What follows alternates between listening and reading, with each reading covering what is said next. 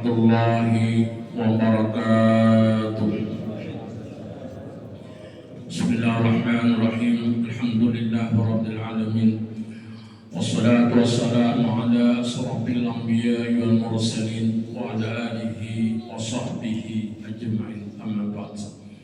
Bapak Ibu jamaah salat subuh berjamaah Majelis Taklim Masjid Al-Mustafa di lingkungan Karangpaci yang sama-sama dirahmati dan dimuliakan Allah. Alhamdulillah pada waktu subuh ini Allah memberikan waktu kita kesempatan, kesehatan, kemudian yang terpenting Allah masih berkenan menetapkan hidayahnya di hati kita sehingga kita dapat melaksanakan subuh berjamaah.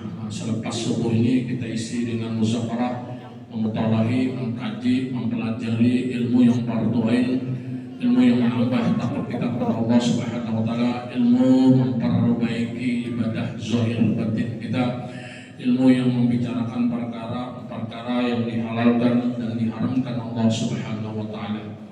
Mudah-mudahan dengan subuh berjamaah tambah niat menuntut ilmu agama, niat itikad di dalam masjid. Mudah-mudahan Allah mengampuni segala dosa-dosa kita.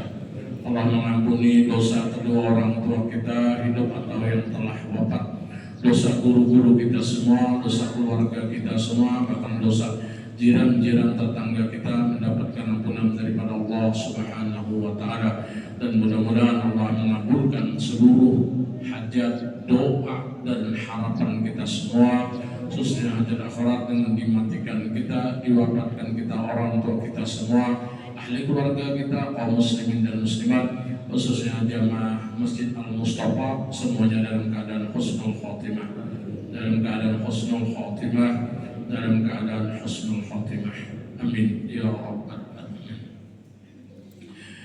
Sebelum menyambung kitab ini ada Imam Bujuri baca nolong, innama jahannam la mau'iduhum ajmain.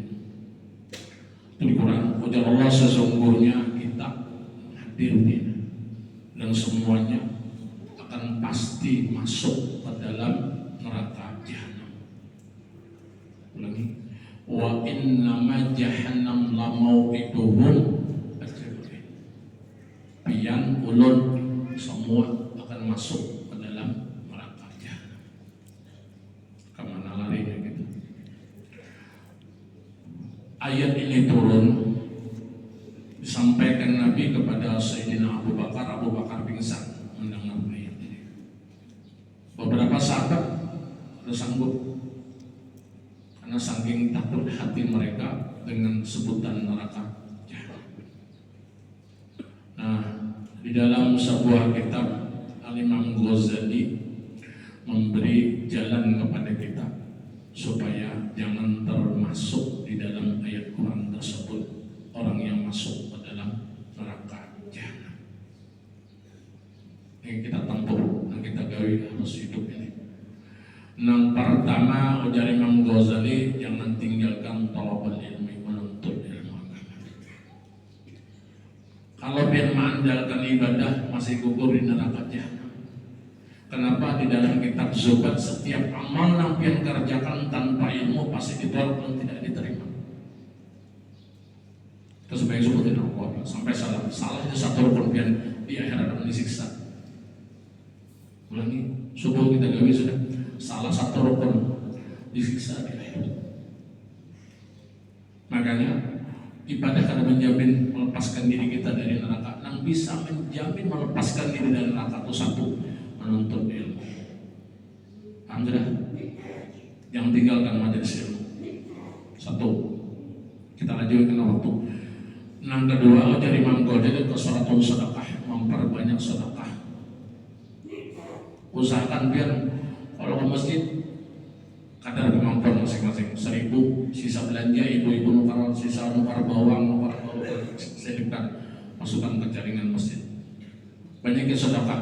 Karena banyak di dalam kitab-kitab lain itu sedekahnya salah satu adalah memadamkan murkanya Allah, mendinginkan pian di dalam syurga, di dalam kubur, mengamankan pian dari dalam siksa kubur seperti itu. Jadi dua jalan ini Imam Ghazali orang yang dipastikan bisa lepas dari jalan untuk menuntut ilmu, kemudian memperbanyak sedekah. Itu yang pertama harus sampaikan. jauh dari majelis ilmu seperti itu. Yang pertama sampaikan. Yang kedua, imam tadi bijaksana luar biasa dalam satu manakib saya sama Al-Madani itu. Tolong imam-imam di sini, siapapun karena imam di luar dimanapun kan jadi imam, baik di musola, di masjid langgar, jangan tinggalkan daripada wasiat saya sama Al-Madani. Barang siapa kata beliau membaca doa Allah maghfir li ummati Sayyidina sampai Allah wajhu umat Sayyidina arba marah 4 kali, maka orang yang membaca dan mengaminkan termasuk dari golongan wali kutub. Banyak masjid meninggalkan doa ini imam khusus subuh. Perhatikanlah, khusus subuh biarpun kapanpun dimanapun, jika nanti menjadikan diri pian jadi imam, jangan tinggalkan doa yang diwasiatkan oleh Sayyidina Al-Madani tadi. Allahumma firi ummati Sayyidina Muhammad. Itu beliau mengatakan orang yang akan dimasukkan dalam golongan wali kutub. Kita akan masuk, tapi dan masuk golongan mereka itu sudah alhamdulillah. Karena syarat jadi wali dalam kitab Karamatul Auliya, dalam kitab Hilatul Auliya sangat-sangat sulit. Berjaga malam, tidak tidur, tidak makan kecuali hajat, tidak minum dan tidak berkata-kata dengan manusia. Hanya lisan dan hati tawajuh kepada Allah Subhanahu wa taala. Hati kita banyak lupa, pada mungkin bisa jadi wali. Tapi kalau membaca doa itu imam, mengaminkan mereka bersarikat dalam satu golongan, masuk dalam golongan wali kutub. Terima kasih imam. Mudah-mudahan kita menjadi wali kutub lah. Menjadi wali anak bisa datang, murid bisa. Oke, kita mulai kita. Itulah. Siapapun jadi imam di sini di kampung yang tinggalkan doa wasiat daripada sesama. Kita menyambung kitab kemarin, syarat-syarat ibadah yang bisa diterima Allah, gitu Allah. Yang sempurna sampai berapa kemarin? Ada yang catat kecil? 4 kah? 4 kah? Nah, tadi kan buka catatan. Hah? Masalah zakat itu sudah selesai dah, karena persiapan puasa menerima mengeluarkan zakat atau harta. Cukup itu mau dibahas ini. Makanya kami pernah belajar, kalau kita belajar muridnya jamaahnya Bibinian yang dikisahkan tentang jihad, ada ketemu semua laki-laki dikisahkan tentang haid, ada ketemu. Mungkin saja kan lo ini jauh banget lagi, kenal awas lagi bulan Ramadan ini. Sudah ulun ingat, ulun itu sudah. Lanjut kita hari ini. Nah, syarat-syarat dari Imam Ghazali, adab ketentuan dalam ketika beribadah itu yang berapa amalnya? 9 nggak? Apa asmalah tuh? Oh, libasun halal. Nah, jadi kalau yang beribadah supaya diterima Allah itu pakaiannya diperhatikan. Pakaiannya nih, jangan pakaian ilmu saka. Nggak usah kira-kira walaupun murah tapi yang penting halal. Yang kedua, pakai itu sesuai dengan tuntunan syariat dan kesalahan. Apalagi ibu-ibu, ada sebuah riwayat Rasul mengatakan di akhir zaman itu banyak perempuan yang bertelanjang di jalan raya. Rasul mengatakan mereka jangankan masuk surga, mencium surga aja ada. Rasul sahabat bertanya, bertelanjang bagaimana ya Rasulullah? Pakaian mereka sangat ketat, bahasanya bodi awak perempuan itu kelihatan karena sebab ketatnya pakaian. Demi Allah, perempuan ini jangankan masuk surga, mencium surga aja ada, seperti itu. Jadi kalau sembahyang sesuaikan pakaian baik-baiklah. Ada masalah pen yang mati menutup aurat saat memikir. Pen berselawar sah, pen berkatuk sah, pen berkaos kutang sah. Ada masalah. Cuma karena situ kalau kita belajar adab ada santupnya. Kalau ada beberapa kalimu, ada itu di atas daripada ilmu. Yang tinggalkan. Jadi pakailah dari Allah di Quran. Hujudina kullu masjidi, pakailah pakaianmu ketika dalam berangkat ke masjid itu. Jadi dikhususkan pakaian supaya yang baik. Sampai situ kemarin lah. Oke. Arab Asara angka 10 masuk kita pulang. Nah, jadi setelah pakaian yang baik dan halal, kemudian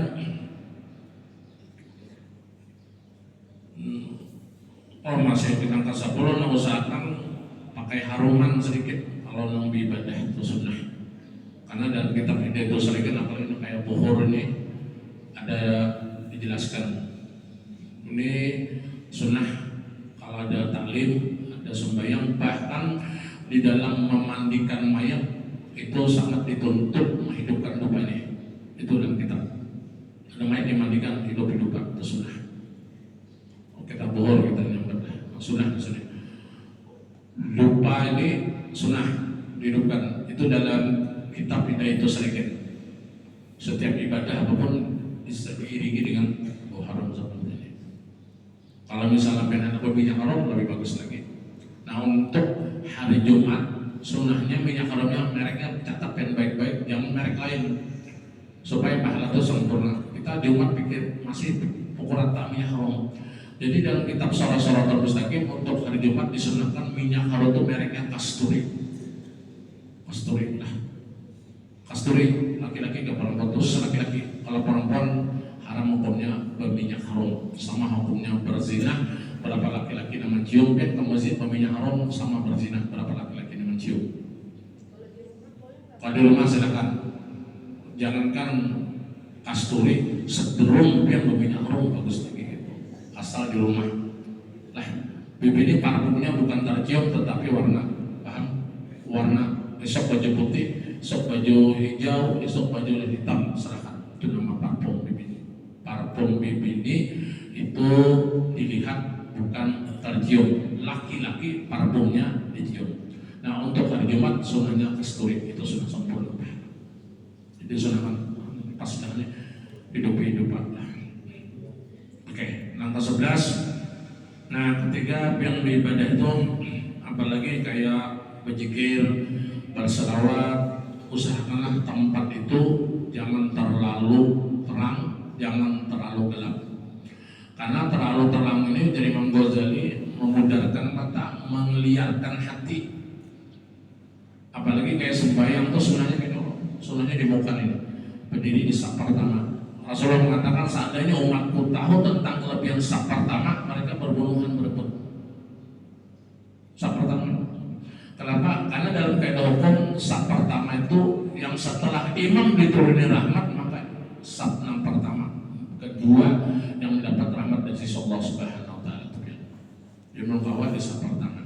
Kalau kawat, tapi jangan juga kalau yang di saf pertama jangan berdiri. Karena dalam kitab Syarah Salikin, kalau pian masuk masjid melangkahi bawang, pian keluar masjid melangkahi bawang, salah satu dari 400 dosa termasuk dosa besar. Bagus untuk di muka saja, nah bagus nomor 1 lah hebat. Tapi jangan berdiri selesai kecuali imam sudah berdoa. Kalau dia melangkahi orang haram hukumnya termasuk dosa besar. Itu di dalam kitab Syarah Salikin disebutkan. Kita masih banyak mencari saf pertama, tapi habis salam hilang. Orang banyak di saf belakang dilangkah. Ini namanya hukum. Nang pian nang sunah pian gawi, nang haram pian gawi. Akhirnya mudarat hukum fikih. Paham kira-kira? Jadi kalau di saf pertama itu pian harus bertahan sampaikan imam berdoa. Kalau pian keluar, kalau kosong aman. Tapi kalau masih ada orang terlangkahi, ini nampik ada beberapa kebongkaran di dalam masjid itu. Nah salah satunya melangkahi bahu orang ini yang diharapkan dalam fikih itu. Kita masih banyak itu. Di belakang imam bisa bilang keluar. Kenapa saf dilalui? Sunnah, tapi yang haram digawe artinya yang sunnah hilang. Jadi bertahan seolah-olah. Ya terserah misalnya kalau di imaman dulu doanya saya minta hujan, saya minta parsa ketemu empati doa imam dulu. Setelah itu kan berdoa seorang. Oke. Tunang usahakan kada terlalu terang, misalnya kada terlalu korup, nggak bisa juga melihat itu. Itu kalau sendiri aman bacaan ibadah. Kemudian yang ke-12 nah usahakan kalau yang makanya ada orang yang bacaan doa yang kayak berpijim tapi kada guring, berpijim tapi guring gitu mana nih. Nang bujur itu kalau yang bawiri itu jangan membuka mata, jangan dia terpejam, sekedar terpejam tapi kada tidur. Yang guring juga bawiri guring, sekira-kira kadang membuka mata atau itu kaitannya yang mata ini kadang melihat sesuatu gitu aja. Karena mata ini bila melihat, hati lihat. Kan pasti sudah kan sembahyang. Di situ ada orang lewat, tekan dia atau hati. Ngomong dia orangnya. Sejak aku baru ditapas diajak. Makanya kalau sembahyang itu sudah di muka supaya orang nggak bisa lewat. Biar lalu di muka orang sembahyang tuh biar bayar yang 40 tahun ibadah karena hapus dosanya dia. Tapi jangan 3 hasta, pikir 1, 2, 3 lewat biar ulang berdiri sini, biar lewat sini. Nah sekali lewat ini, biar bayar 40 tahun berdiri karena bayar dosanya yang sekali lewat di hadapan orang sembahyang. Yang sekali-kali lewat. Makanya pin harus terdik, jangan sembahyang di muka Allah. Guru jadi sembahyang di muka Allah sih, orang lewat tak mampu sih 40 tahun orang seorang muka.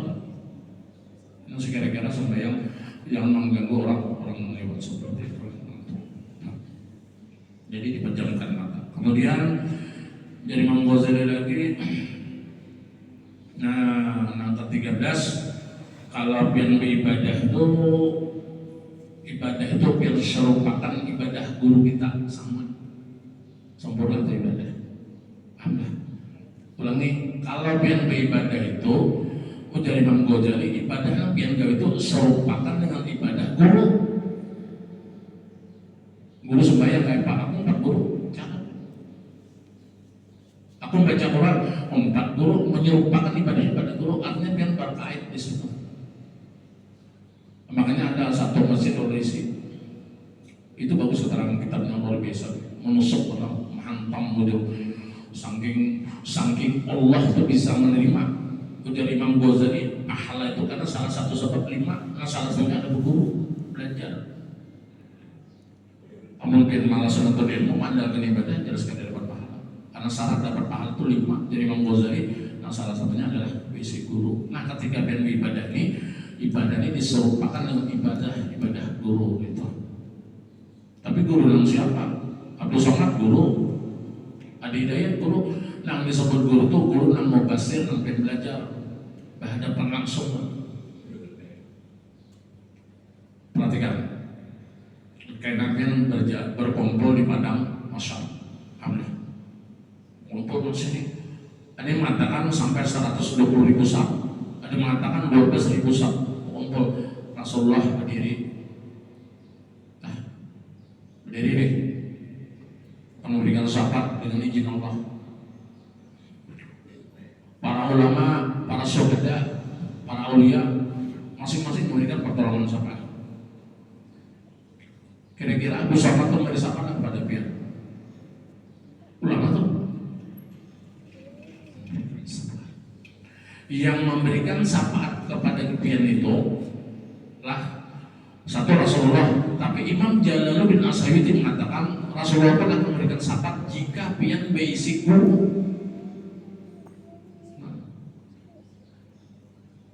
Banyak orang mengatakan Rasulullah memberikan syafaat secara umum, dirinci kitab itu. Dalam kitab Imam Jalaluddin As-Suyuti mengatakan Rasulullah bisa memberikan syafaat jika orang ini basic guru. Ulama yang memberikan syafaat, ulama yang kita belajar dengan ulama tersebut, dengan guru tersebut, itu memberikan syafaat. Namun kita malas, habis sembahyang hilang, di mana cari syafaat Nabi? Di mana mencari syafaat ulama? Itu banyak keliru seperti itu. Habis maghrib ada taklim bilangan di luar perempuan bergeser sampai isya masuk kembali, sangat rugi. Apalagi subuh nih sampai dulu waktu Isra apa ajar Nabi dapat pahala haji yang sempurna. Kan sempurna apalagi Nabi mana ya? Jadi baik-baik hidup ini. Nanti yang ke-13 tadi ketika dia beribadah, sandarkan ibadah itu diserupakan dengan ibadah guru kita. Pilih aja biar siapa yang bisa membimbing biar. Guru berdoa ini 4 guru sembahyang takbirnya kayak ini 4 jangan berlawanan. Udah ketemu. Mungkin sorangan aja. Siapa yang bertanggung jawab ibadahnya siapa? dia pasti ngerti. Ketika pian ibadah itu diserupakan dengan ibadah wudu itu. Belum ada pertanyaan kalau? Belum. Oke. Apalagi ibadah di masjid ini, makanya ujar Syekh Ramli, belajar sembahyang di masjid itu hukumnya haram. Alhamdulillah, belajar sembahyang di masjid itu hukumnya haram. Dia masuk masjid ada orang berpulang kan, orang minta maaf, dahinya hilang 3 sini, takbirnya gini, dianggap ulama, diumpati. Haram apa? Nonton itu di guru belajar ulama. Paham? Karena dalam fikih itu ada yang berbahaya, lalu sampaikan. Kita disunahkan sembahyang dengan pakaian sebaik-baiknya, tapi jangan tupaili. Itu aja. Tupaili itu menyerupakan pakaian ulama.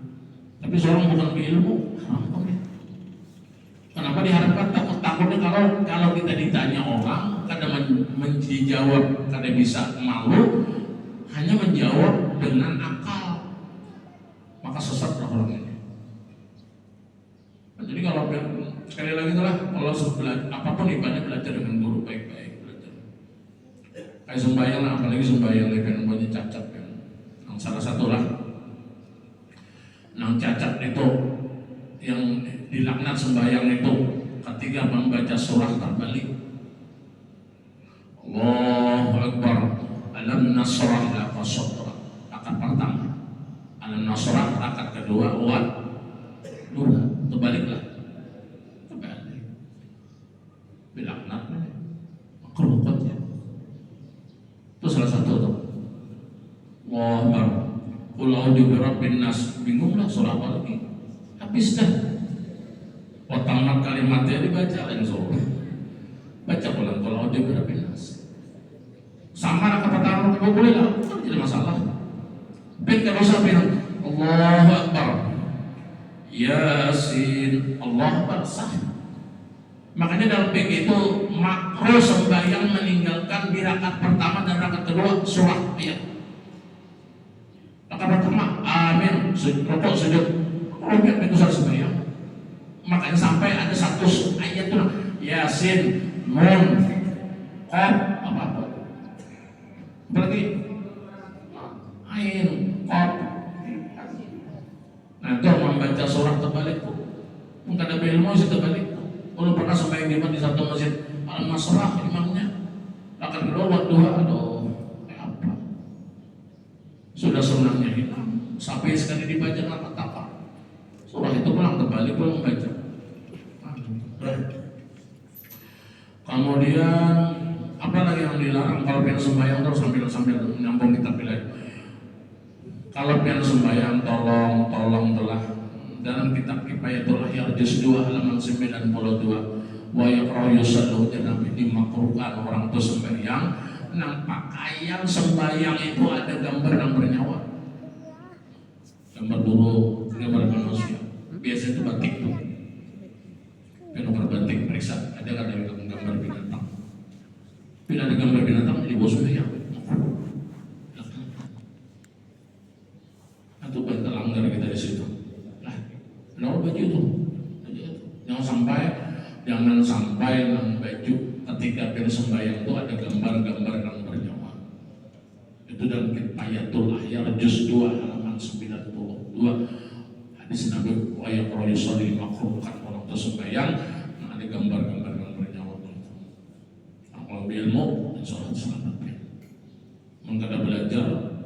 Nah, apalagi yang ketiga itu, nah kalau pengen sembahyang tuh usahakan berpindah-pindah tempat, jangan satu tempat. Misalnya sholat subuh di sini, nah wajibnya ke sana atau ke sini, ke kiri atau ke belakang. Karena menempati satu sembahyang beberapa kali sembahyang itu dihukumkan makruh. Karena perpindahan satu tempat kepada satu tempat itu jadi saksi di akhirat. Ibu-ibu yang banyak yang sangkut ibu-ibu. Ampar sejadah berdulu bagus kan, tapi pian bergeser ke kiri atau ke kanan. Jangan menempati satu sembahyang satu tempat beberapa kali sembahyang, karena satu perpindahan itu disaksikan dengan melepaskan diri kita dari neraka. Makanya kita beribadah itu ada yang jadi saksi kayu, emas, batu. Kayak tasbih di sini, mengenai tasbih plastik yang dipakai. Yang jadi saksi itu kayu, besi, emas. Kan sama nambah pindah, nambah sembahyang itu jadi saksi. Kalau pengen tasbih plastik, ini pakai. Bagus, kan ada masalah. Cuma yang plastik ini kadang menjadikan saksi dia ya. Urut taksi, tasbih warisan kaya tapi plastik kan nanti. Nanti boleh berpindah sedikit bergeser, bermaju sedikit ke kiri ke belakang. Kalau kita rawat itu, geser-geser gitu. Jangan menetapkan satu sembahyang maka dihukumkan makruh tadi. Oke. Lalu tanya kira-kira Imam dia tanya, lanjut, ibu tel, kita tanya tuh, udah ada? Masalah ayat kan ya? Enggak, udah. Masalah ayat, jadi kalau terbalik itu apa kita berparakah apa? Kalau imamnya sudah terbalik, dia memperakah, yang kedua memperakah, karena mengikuti nama Qur'an sama hukum yang ada bahasa. Sama imam, perhatikan sembahyang. Kalau sampai jadi imam yang sorangan, Allah rakaat pertama, Bismillahirrahmanirrahim. Apakah jika lisan imam itu kadang membaca auzubillah? Perhatikan, rakaat pertama, rakaat kedua disunnahkan membaca auzubillah minasyaitonir rajim. Jika tertinggal, langsung Bismillah, hukumnya makruh dilakukan sembahyang. Nah, nanti rakaat pertama. Bismillahirrahmanirrahim. Nah, Allah bar. Bismillahirrahmanirrahim. Tahu imam itu maka wajib memperakah itu melepas imam di perjalanan. Tapi kalau dia tahu sudah imamnya dari awal meninggalkan auzubillah, yang ikut imam mamuman. Karena mengikut nama Quran. Paham Pak Ji? Memperakah itu melepas dari imam. Tetapi pahalanya dapat 27 derajat seperti itu. Nah, oke, lanjut tidak? Lanjut. Oke, tidak lanjut. Masih ada waktu, aman kita.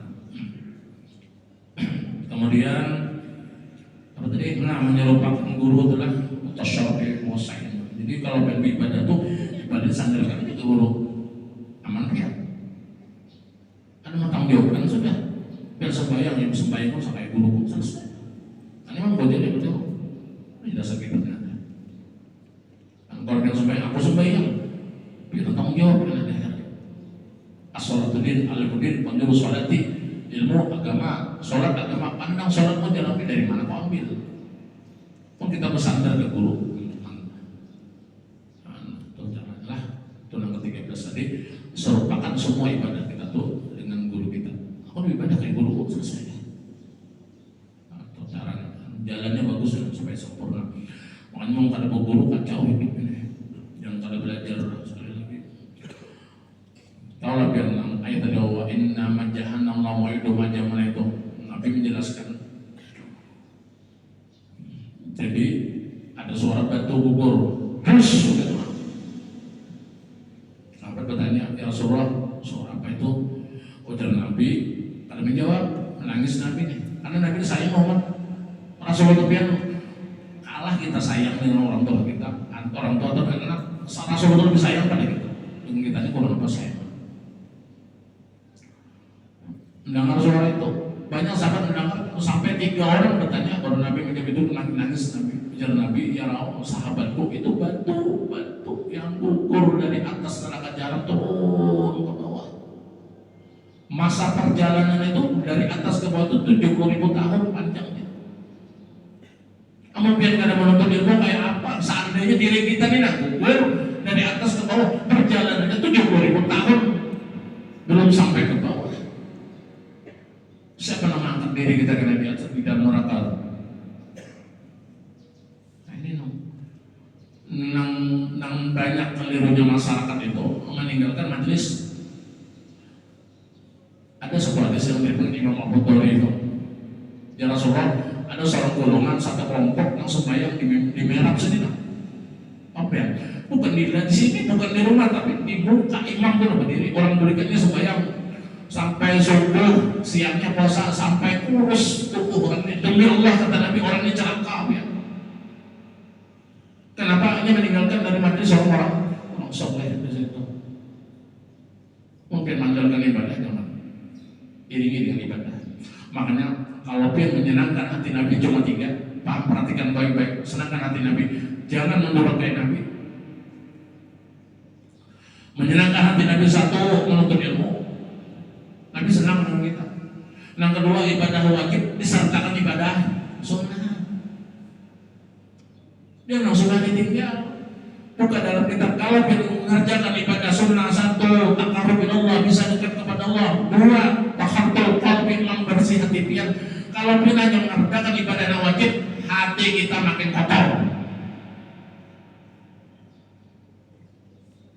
Perhatikan, ibadah sunnah itu bisa dekat kepada Allah, bisa membersihkan hati.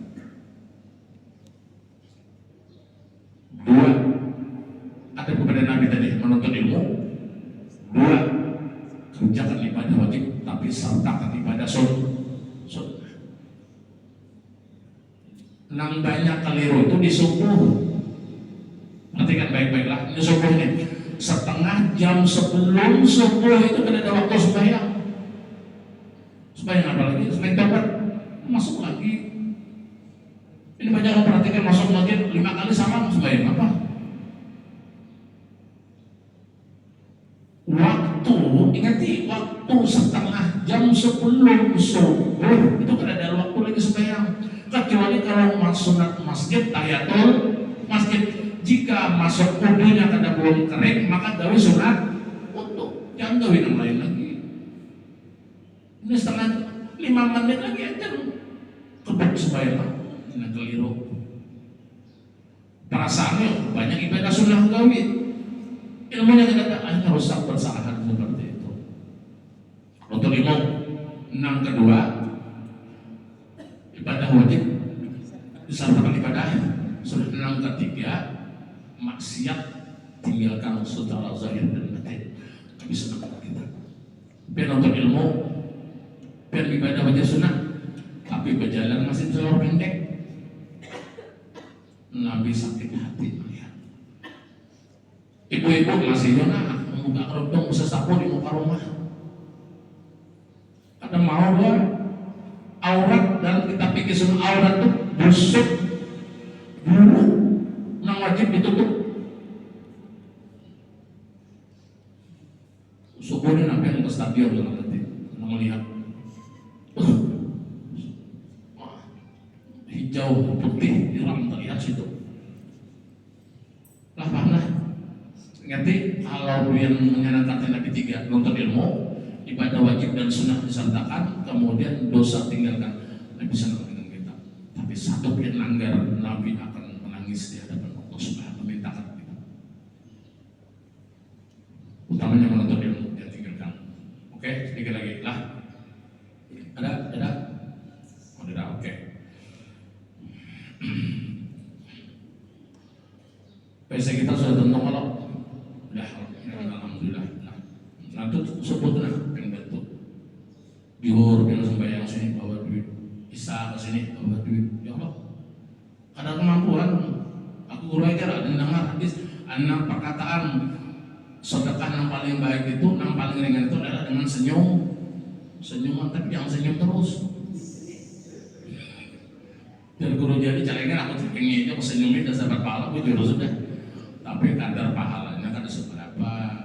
Jadi mau hendak maju, makanya dalam kitab-kitab fikih itulah kalau apapun hendak maju tuh memang dari masyarakat juga membantu.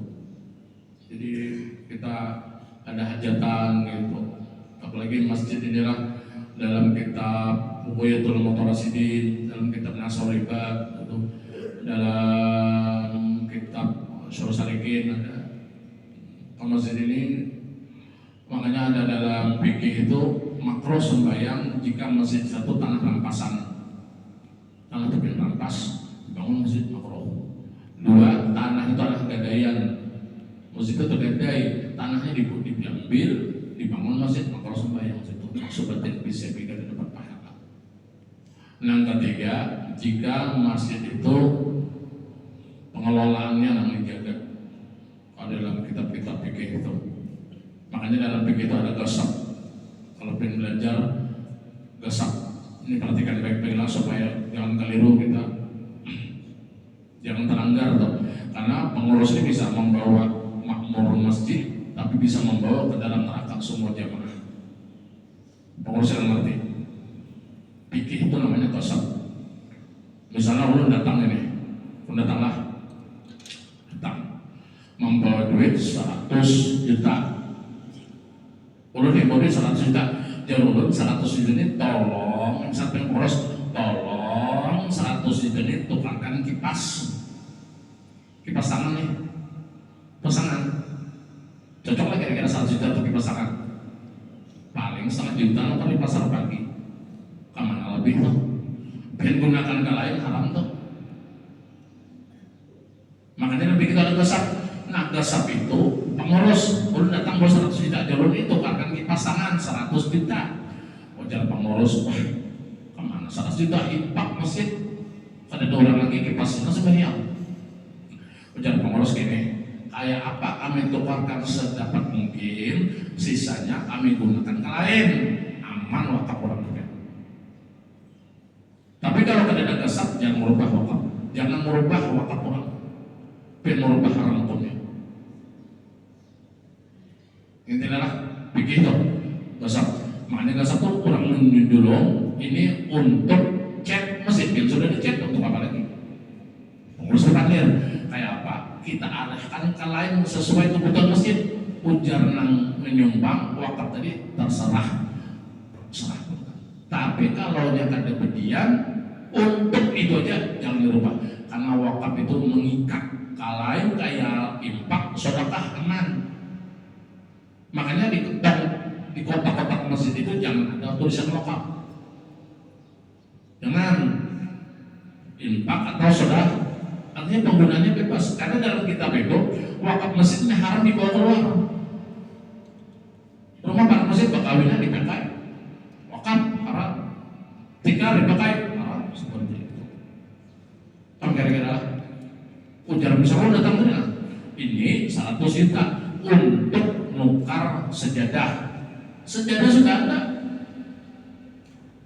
Ditukarkan mau banjir. Kayak apa caranya? Apa ngurus sama pandir yang menerima? Ingatlah gasab namanya dalam fikih itu gasab. Nah gasab ini pepandir lagi nang menerima, ujar nang menerima kayak apa? Sajadah kami sudah ada. Bolehkah kami menggunakan sembarang keperluan masjid kamu? Ujar sini sekat aman menggunakan. Tapi kalau ada gasab jangan dirubah wakaf orang. Karena wakaf itu kada boleh dipindah tangankan. Bahkan dalam kitab Kifayatul Mu'tadi itu wakaf tuh sampai kayaknya nanti dalam kitab tuh masjid ini hancur, maka bangunan sebagian diangkat ke dalam bumi. Wakaf saking kada, makanya lebih bagus kalau menyumbang itu sedekah atau infak. Kalau wakaf jangan berubah sesuai orang meminta. Itu aku pikir. Oke, dukanya kira-kira. Yuk jadi. Sudah. Lagi banyak. Nih, coba. Sudah sampai kan 1 menit waktu. Tujuan sampai lah. Kalau waktu sampai dah. Insyaallah kena sambung pulang. Terus sebagian lah. Makanya Allah ngajak tuh. Bukan di sini aja semua masjid itu sampaikan. Nanti jalan pengurus kalau ada penyumbang pandir itu namanya gasab. Gasab itu ada kisah kalau di mana kita guru sekompol dikira orang guru kan ini duit 100 juta untuk naik becak. Tuh naik becak sini, jangan baca di mana ke situ naik becak kalau naik becak sampai ke rumah, jual sini 100 juta tuh dia tuh membecak guru 10.000 aja karena amanah uang untuk naik. Ya, amun kita gitu kalau pikir sikat harus atau makanya ada gasab begitu diatur supaya bisa selamat yang menerima selamat wakaf pulang tetap jalan. Itu jangan sampaikan lah karena waktu Islam telah sampai Allah kita sambung yang panjang umur mengingat pesan Imam Ghazali tadi, menuntut ilmu jangan ditinggalkan biar ibadah biar siang malam kayak baca berhasil kalau ada ilmu. Ibadah wajib sunnah digawi, amal dia masih tinggalkan. Nabi akan senang dengan kita, tapi kalau dia tinggalkan salah satu, Nabi akan menangis. Kasihan Rasulullah memperjuangkan kita dan sampai dikubur semua Nabi menunggu. Kalau orang tua kita dengan menuntut ilmu kayak apa lagi dah? Allah, siapapun ada pengajian di masjid manapun, hadirin, jangan boleh, jangan kalau berdiri sebelum selesai taklim. Kamu kira-kira? You understand? Nah, itu ya. Allahumma shalli ala Muhammad.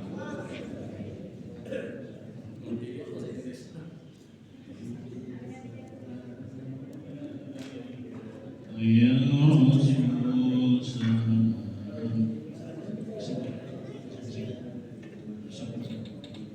surat masing-masing. Alaika